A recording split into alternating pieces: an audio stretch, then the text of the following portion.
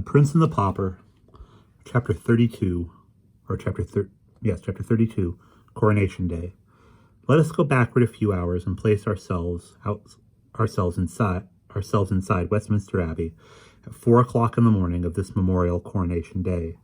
We are not without company, for although it is still night, we find the torch-lighted galleries already filling up with people who are well content to sit still and wait 7 or 8 hours till the time shall come for them to see what they may not hope to see twice in their lives, the coronation of a king. Yes, London and Westminster have been astir ever since the warning guns boomed at 3 o'clock. And already crowds of untitled rich folk who have bought the privilege of trying to find a sitting room in the galleries are flocking in at the entrances reserved for their sort. The hours drag along tediously enough. All stir has ceased for some time, for every gallery has long ago been packed. We may sit now and look and think at our leisure. We have glimpses here and there and yonder through the dim cathedral twilight of portions of many galleries and balconies wedged full with other people, the other portions of these galleries and balconies being cut off from sight by intervening pillars and architectural projections. We have in view the whole of the great north transept, empty, waiting for England's privileged ones. We see also the ample area or platform carpeted with rich stuffs, whereupon the throne stands. The throne occupies the center of the platform, and is raised above it upon an elevation of 4 steps. Within the seat of the throne is enclosed a rough flat rock, the stone of the stone of Scone, which many generations of Scottish kings sat on to be crowned, and it is in time became holy enough to answer like a purpose for English monarchs.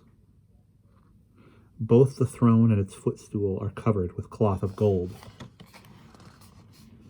Stillness reigns. The torches blink dully, and time drags heavily. But at last the lagging daylight asserts itself. The torches are extinguished, and a mellow radiance suffuses with the great spaces. All features of the noble building are distinct now, but soft and dreamy, for the sun is lightly veiled with clouds. At 7 o'clock, the first break in the drowsy monotony occurs. For on the stroke of this hour, the first peeress enters the transept, clothed like Solomon for splendor, and is conducted to her appointed place by an official clad in satins and velvets, whilst the duplicate of him gathers up the lady's long train, follows after, and when the lady is seated, arranges the train across her lap for her. He then places her footstool according to her desire, after which he puts her cornet where it will be convenient to her hand when the time for the simultaneous coroneting of the nobles shall arrive. By this time, the peeresses are flowing in a glittering stream, and the satin-clad officials are flitting and glinting everywhere, seating them and making them comfortable. The scene is animated enough now. There is stir and life and shifting color everywhere. After a time, quiet reigns again, for the peeresses are all come and are all in their places, a solid acre of such a matter, of human flowers resplendent in variegated colors, and frosted like a Milky Way with diamonds. There are all ages here, brown, wrinkled, white-haired dowagers who are able to go back and still back to the stream of time and recall the crowning of Richard III and the troublous days of that old forgotten age. And there are handsome middle-aged dames, and lovely and gracious young matrons, and gentle and beautiful young girls with beaming eyes and fresh complexions, who may possibly put on their jeweled coronets awkwardly when the great time comes, for the matter will be new to them, and their excitement will be a sore hindrance. Still, this may not happen, for the hair of all these ladies has been arranged with a special view to the swift and successful lodging of the crown in its place when the signal comes. We have seen that this massed array of peeresses is sewn thick with diamonds, and we also see that it is a marvelous spectacle, But now we are about to be astonished in earnest. About 9, the clouds suddenly break away, and a shaft of sunshine cleaves the mellow atmosphere and drifts slowly along the ranks of ladies, and every rank it touches flames into a dazzling splendor of many-colored fires, and we tingle to our fingertips with the electric thrill that is shot through us by the surprise and the beauty of the spectacle. Presently a special envoy from some distant corner of the Orient, marching with the general body of foreign ambassadors, crosses this bar of sunshine, and we catch our breath.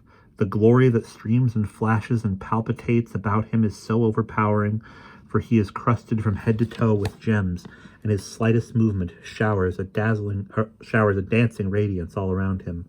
Let us change the tense for convenience.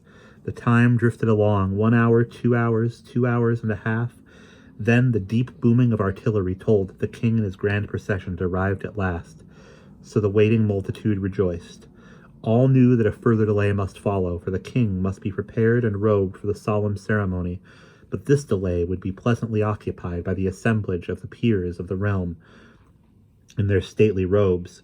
These were conducted ceremoniously to their seats, and their coronets placed conveniently at hand, and meanwhile the multitude in the galleries were alive with interest, for most of them were beholding for the first time dukes, earls, and barons whose names had been historical for 500 years. When all were finally seated, the spectacle from the galleries and all coigns of vantage was complete, a gorgeous one to look upon and to remember. Now the robed and mitred great heads of the church and their attendants filed in upon the platform and took their appointed places. These were followed by the Lord Protector and other great officials, and these again by a steel-clad detachment of the guard.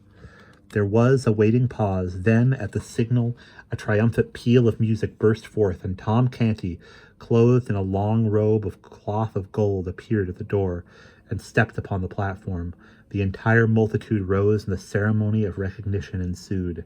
Then a noble anthem swept the abbey with its rich waves of sound, and thus heralded and welcomed, Tom Canty was conducted to the throne. The ancient ceremonies went on with impressive solemnity, whilst the audience gazed, and as they drew nearer and nearer to completion, Tom Canty grew pale and still paler, and a deep and steadily deepening woe and despondency settled down upon his spirits and upon his remorseful heart. At last the final act was at hand. The Archbishop of Canterbury lifted up the crown of England from its cushion and held it out for the trembling mock king's head. In the same instant a rainbow radiance flashed along the spacious transept, for with one impulse every individual in the great concourse of nobles lifted a coronet and poised it over his or her head, and paused in that attitude. A deep hush pervaded the abbey at this impressive moment. A startling apparition intruded upon the scene, an apparition observed by none in the absorbed multitude until it suddenly appeared, moving up the great center aisle. It was a boy, bareheaded, ill-shod, and clothed in coarse plebeian garments that were falling to rags. He raised his hand with a solemnity which ill comported with his soiled and sorry aspect, and delivered this note of warning: "I forbid you to set the crown of England upon that forfeited head. I am the king." In an instant, several indignant hands were laid upon the boy, but in the same instant, Tom Canty, in his regal vestments, made a swift step forward and cried out in a ringing voice, "Loose him and forbear! He is the king!" A sort of panic of astonishment swept the assemblage, and they partly rose in their places and stared in a bewildered way at one another and at the chief figures in this scene, like persons who wondered whether they were awake and in their senses or asleep and dreaming. The Lord Protector was so amazed as the rest, but quickly recovered himself and exclaimed in a voice of authority, "Mind not his majesty, his malady is upon him again. Seize the vagabond." He would have been obeyed, but the mock king stamped his foot and cried out, "On your peril, touch him not, he is the king." The hands were withheld. A paralysis fell upon the house. No one moved, no one spoke. Indeed, no one knew how to act or what to say. in so strange and surprising an emergency. While all minds were struggling to right themselves, the boy still moved steadily forward with high port and confident mien. He had never halted from the beginning, and while the tangled minds still floundered helplessly, he stepped upon the platform, and the mock king ran with glad face to meet him, and fell on his knees before him, and said, "Oh, my lord the king, let poor Tom Canty be the first to swear fealty to thee, and say, Put on thy crown and enter into thine own again." The Lord Protector's eye fell sternly upon the newcomer's face, but straightway the sternness vanished away and gave place to an expression of wondering surprise. This thing happened also to the other great officers. They glanced at each other and retreated a step by common and unconscious impulse. The thought in each mind was the same. What a strange resemblance! The Lord Protector reflected a moment or two in perplexity. Then he said with grave respectfulness, "By your favour, sir, I desire to ask certain questions, which—" "I will answer them, my lord." The Duke asked him many questions about the court, the late king, the prince, the princesses. The boy answered them correctly, and without hesitating. He described the rooms of state in the palace, the late king's apartments, and those of the Prince of Wales. It was strange. It was wonderful, yes. It was unaccountable. So all said that heard it. The tide was beginning to turn, and Tom Canty's hopes had run high, when the Lord Protector shook his head and said, "It is true, it is most wonderful, but it is no more than our Lord the King likewise can do." This remark and this reference to himself as still the king saddened Tom Canty, and he felt his hopes crumbling from under him. "These are not proofs," added the Protector. The tide was turning very fast now, very fast indeed, but in the wrong direction. It was leaving poor Tom Canty stranded on the throne, and sweeping the other out to sea. The Lord Protector commuted with himself, shook his head. The thought forced itself upon him. "It is perilous to the state and to us all to entertain so fateful a riddle as this. It could divide the nation and undermine the throne." He turned and said, "Sir Thomas, arrest this— No, hold!" His face lightened, and he confronted the ragged candidate with this question: "Where lieth the Great Seal? Answer me this truly, and the riddle is unriddled, for only he that was Prince of Wales can so answer. On so trivial a thing hang a throne and a dynasty." It was a lucky thought, a happy thought, that was so considered by the great officials, was manifested by the silent applause that shot from eye to eye around their circle in the form of bright approving glances. Yes, none but the true prince could dissolve the stubborn mystery of the vanished Great Seal. This forlorn little impostor had been taught his lesson well, but here his teachings must fail, for his teacher himself could not answer that question. Ah, very good indeed. Now we shall be rid of this troublesome and perilous business in short order. And so they nodded invisibly and smiled inwardly with satisfaction, and looked to see this foolish lad stricken with a palsy of guilty confusion. How surprised they were then to see nothing of the sort happen. How they marveled to hear him answer up promptly in a confident and untroubled voice, and say, "There is naught in this riddle that is difficult." Then, without so much as a by your leave to anybody, he turned and gave this command, with the easy manner of one accustomed to doing such things: "My Lord St. John, go you to my private cabinet in the palace, for none knoweth the place better than you, and close down the floor, and close down to the floor, in the left corner remotest from the door that opens from the antechamber, you shall find in a wall a brazen nail-head.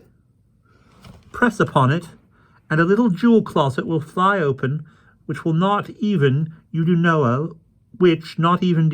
of, no, nor any soul else in the world but me and the trusty artisan that did contrive it for me. The first thing that falleth under your eye will be the Great Seal. Fetch it hither." All the company wondered at this speech, and wondered still more to see the little mendicant pick out this peer without hesitancy or apparent fear of mistake, and call him by name with such a placidly convincing air of having known him all his life. The peer was almost surprised into obeying. He even made a movement as if to go, but quickly recovered his tranquil attitude and confessed his blunder with a blush. Tom Canty turned upon him and said sharply, "Why dost thou hesitate? Hast not heard the king's command? Go!" The Lord St. John made a deep obeisance, and it was observed that it was significantly cautious, and a non-committal one, it not being delivered at either of the kings, but at the neutral ground about halfway between the two, and took his leave. Now began a movement of the gorgeous particles of that official group, which was slow, scarcely perceptible, and yet steady and persistent, a movement such as is observed in a kaleidoscope that is turned slowly, whereby the components of one splendid cluster fall away and join themselves to another, a movement which, little by little in the present case, dissolved the glittering crowd that stood about Tom Canty and clustered it together again in the neighborhood of the newcomer. Tom Canty stood almost alone, now ensured a brief season of deep suspense and waiting, during which even the few faint hearts still remaining near Tom Canty gradually scraped together courage enough to glide one by one over to the majority. So at last Tom Canty in his royal robes and jewels stood wholly alone and isolated from the world, a conspicuous figure occupying an eloquent vacancy. Now the Lord St. John was seen returning. As he advanced up the mid-aisle, the interest was so intense that the low murmur of conversation in the great assemblage died out and was succeeded by a profound hush, a breathless stillness, through which his footfalls pulsed with a dull and distant sound. Every eye was fastened upon him as he moved along. He reached the platform, paused a moment, then moved toward Tom Canty with deep obeisance and said, "Sire, the seal is not there." A mob does melt away from the presence of a plague patient with more haste than the band of pallid and terrified courtiers melted away from the presence of the shabby little claimant of the crown. In a moment he stood all alone, without friend or supporter, a target upon which was concentrated a bitter fire of scornful and angry looks. The Lord Protector called out fiercely, "Cast the beggar into the street and scourge him through the town. The paltry knave is worth no more consideration." Officers of the guard sprang forward to obey, but Tom Canty waved them off and said, "Back! Whoso touches him perils his life." The Lord Protector was perplexed to the last degree. He said to the Lord St. John, "Searched you well? But it boots not to ask that. It doth seem passing strange, little things, trifles slip out of one's ken, and one does not think it matter for surprise, but how so bulky a thing as the seal of England can vanish away, and no man be able to get track of it again. A massy golden disc." Tom Canty, with beaming eyes, sprang forward and shouted, "Hold, that is enough. Was it round and thick, and had it letters and devices graved upon it? Oh, yes, oh, now I know what this great seal is, that there has been such worry and pother over. Ah, he described it to me. He could have had it 3 weeks ago. Right well I know where it lies, but it was not I that put it there first." "Who then, my liege?" asked the royal protector. "He that stands there, the rightful king of England, and he shall tell you himself where it lies. Then you will believe he knew it of his own knowledge. Bethink thee, my king, spur thy memory. It was the very last thing thou didst the day before thou didst rush forth from the palace, clothed in my rags, to punish the soldier that insulted me." A silence ensued, undisturbed by a moment or a whisper, and all eyes were fixed upon the newcomer, who stood, with head bent and corrugated brow, groping in his memory among the thronging multitude of valueless recollections for one single little elusive fact, which found would seat him upon a throne, unfound would leave him as he was, for good and all, a pauper and an outcast. Moment after moment passed. The moments built themselves into minutes. Still the boy struggled silently on and gave no sign, but at last he heaved a sigh, shook his head very slowly, and said with trembling lip and in a despondent voice, "I call the scene back, all of it, but the seal hath no place in it." He paused and looked up and said with gentle dignity, "My lords and gentlemen, if ye will rob your rightful sovereign of his own and for lack of this evidence, which he is not able to furnish, I may not stay ye, being powerless, but—" "Oh, folly! Madness, my king!" cried Tom Canty in a panic. "Wait! Think! Do not give up! The cause is not lost, nor shall it be, neither. List, do what I say, follow every word. I am going to bring that morning back again. Every hap just as it happened. We talked. I told you of my sisters, Nan and Bet. Oh, yes, you remember that. And about mine old grandam, and the rough games of the lads of Awful Court. Yes, you remember these things also. Very well, follow me still. You shall recall everything. You gave me food and drink, and did, with princely courtesy, send away the servants, so that my low breeding might not shame me before them. Ah, yes, this also you remember." As Tom checked off his details, the other boy nodded his head in recognition of them. The great audience and the officials stared in puzzled wonderment. The tale sounded like true history, yet how could this impossible conjunction between a prince and a beggar boy have come about? Never was a company of people so perplexed, so interested, so stupefied before. "For a jest, my prince, we did exchange garments. Then we stood before a mirror. So alike were we, that both said it seemed as if there had been no change made. Yes, you remember that. Then you noticed that the soldier had hurt my hand. Look, here it is. I cannot even write with it, the fingers are so stiff." At this your highness sprang up, vowing vengeance upon the soldier, and ran toward the door. You passed a table. That thing you call the seal lay on that table. You snatched it up and looked eagerly about, as if for a place to hide it. Your eye caught sight of... "There! 'Tis sufficient, and the good God be thanked!" exclaimed the ragged claimant in a mighty excitement. "Go, my good St. John! In an arm-piece of the Milanese armour that hangs on the wall, thou wilt find the seal." "Right, my king, right!" cried Tom Canty. "Now the sceptre of England is thine own, and it were better for him that would dispute it, that he had been born dumb. Go, my Lord St. John, give thy feet wings." The whole assemblage was on its feet now, and well nigh out of its mind with uneasiness, apprehension, and consuming excitement.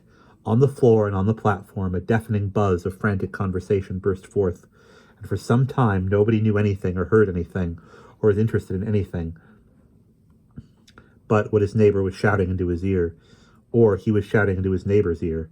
Time, nobody knew how much of it, swept by unheeded and unnoted. At last, a sudden hush fell upon the house, and in the same moment, St. John appeared upon the platform and held the great seal aloft in his hand. Then such a shout went up, "Long live the true king!" For 5 minutes the air quaked with shouts and the crash of musical instruments, and was white with a storm of waving handkerchiefs. And through it all, a ragged lad, the most conspicuous figure in England, stood flushed and happy and proud in the center of the spacious platform, with the great vassals of the kingdom kneeling around him. Then all rose, and Tom Canty cried out, "Now, my king, take these regal garments back, and give poor Tom thy servant his shreds and remnants again." The Lord Protector spoke up. "Let the small varlet be stripped and flung into the tower." But the new king, the true king, said, "I will not have it so. But for him I had not got my crown again. None shall lay a hand upon to harm him. And as for thee, my good uncle, my Lord Protector, this conduct of thine is not grateful toward this poor lad, for I hear he hath made thee a duke." The Protector blushed. "Yet he was not a king, wherefore what is thy fine title worth now? Tomorrow you shall sue me through him for its confirmation, else no duke but a simple earl shalt thou remain." Under this rebuke, his grace the Duke of Somerset retired a little from the front for the moment. The king turned to Tom and said kindly, "My poor boy, how was it that you could remember where I hid the seal, when I could not remember it myself?" "Ah, my king, it was easy, since I used it divers days." "Used it? Yet could not explain where it was. I did not know it was that they wanted. They did not describe it, your majesty." "Then how used you it?" The red blood began to steal up Tom's cheeks, and he dropped his eyes and was silent. "Speak up, good lad, and fear nothing," said the king. How used you the Great Seal of England? Tom stammered a moment, in a pathetic confusion, then got it out. Poor child, the avalanche of laughter that greeted this nearly swept him off his feet. But if a doubt remained in any mind that Tom Canty was not the King of England and familiar with the august appurtenances of royalty, this reply disposed of it utterly. Meantime, the sumptuous robe of state had been removed from Tom's shoulders, and the king, whose rags were effectively hidden from sight under it. Then the coronation ceremony.